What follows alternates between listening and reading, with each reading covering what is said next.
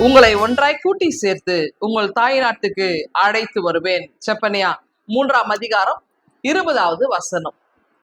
கடவுள் வாக்கு கொடுத்தால் அந்த வாக்கு மாறாதவர். எல்லோரும் ஒன்றிணைத்து எல்லோரும் நல்வாழ்வு பெற வேண்டும் என்பதுதான் கடவுளை விருப்பமா இருக்கிறது. பிரிந்திருப்பதல்ல, எல்லாரும் ஒன்னா இருக்கணும் அப்படின்னு ஆசைப்படுறாரு. அதே நேரத்துல யாரெல்லாம் கஷ்டப்படுறாங்களோ அவங்கள கடவுள் விடுதலை ஆக்குகின்ற விடுதலையாளரா இருக்கிறார். அதுக்கு பாத்தீங்கன்னா யாரை வேண்டுமானாலும் வழி நடத்துவதற்கு தலைவர்களை கடவுள் உருவாக்குவார். அதற்கு பெரிய கல்விமானா அது பெரிய குவாலிட்டிஸ் எல்லாம் இருக்கணும்னு அவசியம் கிடையாது. கடவுளுக்கு பிரியமானது, கடவுளுக்கு தெரியும் யாரை கொண்டு என்ன செய்யணும்னு அவருக்கு நன்றாக தெரியும்.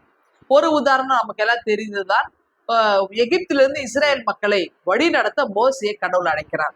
அப்போ மோசையை அழைக்கும் போது ஏற்கனவே மோசையை எகிப்தியர்களுடைய கரங்களில் இருந்து தப்பித்து தலைமறைவாய் வாழுகிறார். ஏன்னா எகிப்துல வாழும்போது ஒரு கொலை செய்து விட்டார். அப்போ இங்க தலைமறைவா இங்க இருக்கும்போது மாமர் வீட்டுல அங்க இருக்கிறாரு. அந்த நேரத்துல கடவுள் அவருக்கு தன்னை வெளிப்படுத்துகிறார். நான் இருக்கிறவராக இருக்கிறேன், நான் என்று அவருடைய தன்னுடைய பெயரை கடவுள் வெளிப்படுத்துகிறார். இப்படிப்பட்ட சூழலிலே மோசையை பார்த்து, நீ போய் எகிப்திலே ஜனங்கள் படுகிற வேதனையை நான் பார்க்கிறேன், அவரை கூக்குரலை நான் கேட்டேன், அவங்கள நான் விடுதலை செய்யணும், நீ போய் உதவி செய் அப்படின்றார். அப்போ மோசையை சொல்லுகிறார், நான் திக்குவாயும் மந்த நாவும் உள்ளவன் அப்படின்னு அவர் அதுல இருந்து எஸ்கேப் பார்த்து பாக்குறாரு. அப்போ மோசைக்கு உண்மையிலே திக்குவாயும் மந்த நாவெல்லாம் கிடையாது. ஏன் கடவுள் மோசையை அழைத்தார், ஏன் முதலே ஆரோனை செலக்ட் பண்ணல அப்படின்னா, மோசைக்கு மட்டும்தான் எகிப்தில இருந்த அத்தனை இடங்களும் தெரியும். அவர் சின்னதுல இருந்து எகிப்திலே வாழ்ந்ததுனால பாரோ அரண்மனை அவருக்கு நல்ல அத்துப்படியானது. அரசன் முன்பதாக நின்று பேசலாம், எந்த வழியில அவங்க உள்ள நுழையலாம், எப்படி வெளியில வரலாம், எப்படி சுரங்க பாதை இருக்கும், எல்லாம் அவருக்கு நன்றாய் அறிந்தவர். அதனால்தான் கடவுள் மோசையை இங்க அழைக்கிறார். அப்புறம் என்ன செய்யறாருன்னா, நான் உனக்கு வெளிப்படுத்தி இப்போ அப்படின்றார். திக்குவாய் அப்படின்றது என்னன்னா, அங்க எல்லாரையும் ஒன்றிணைத்து பேச முடியாது. ஏன்னா பல இனக்குழுக்கள் எகிப்துல இருக்கிறாங்க.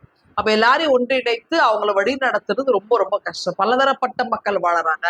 அவங்க எல்லாரும் இந்த விடுதலைக்கு ஒத்துக்குவாங்களா? அந்த இடத்துல எகிப்துல இருந்து வெளியில வரதுக்கு ஒத்துக்க வைக்கணும். அப்ப அது ரொம்ப ரிஸ்க். அந்த மாதிரி என்னால அவங்க கிட்ட எல்லாம் பேச முடியாது, ரிஸ்க் எடுக்க முடியாது அப்படின்றாரு. அடுத்து இன்னொன்னு மந்தனாவு திக்குவாயில் இன்னொரு எப்படி புரிஞ்சுக்கலாம், அரசனுக்கு முன்பதாய் என்னால அந்த பார்வை முன்னாடி நிக்க முடியாது. ஏன்னா அவர் பயங்கரமான கொடுங்கோல் ஆட்சி புரிகிறவர், அவருக்கு முன்னாடி நிக்க முடியாது, பேச முடியாது அப்படின்னு. அப்போ கடவுள் இங்கே மோசே கிட்ட சொன்னது, நீ போ, நான் கூட இருக்கிறேன் அப்படின்னு சொல்லி அனுப்புறாரு இல்லையா?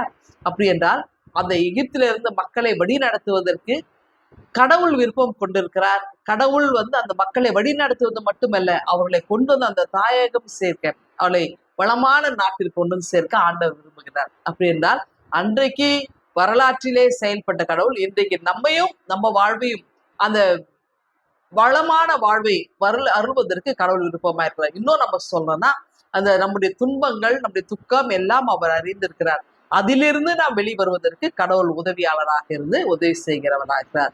உதவி வருகின்ற கண்மலை நோக்கி நாம பார்த்து நம்முடைய குரல் எழுப்பும்போது கர்த்தர் நமக்கு நன்மையானதை செய்வார். ஆகவே ஆண்டவர் நமக்கு நன்மையான செய்வார் நினையோடு இந்த நாளை நீங்கள் துவங்குங்கள். கடவுள் உங்களை ஆசீர்வதிப்பாராக. ஆமேன். எங்கள் அன்பின் ஆண்டவரே, நாளை எங்களுக்கு ஆசீர்வாதமா இருக்க கிருபை தாரும். பிரதேச ஜெபிக்கிறோம் எங்கள் அன்பின் கடவுளை. ஆம்.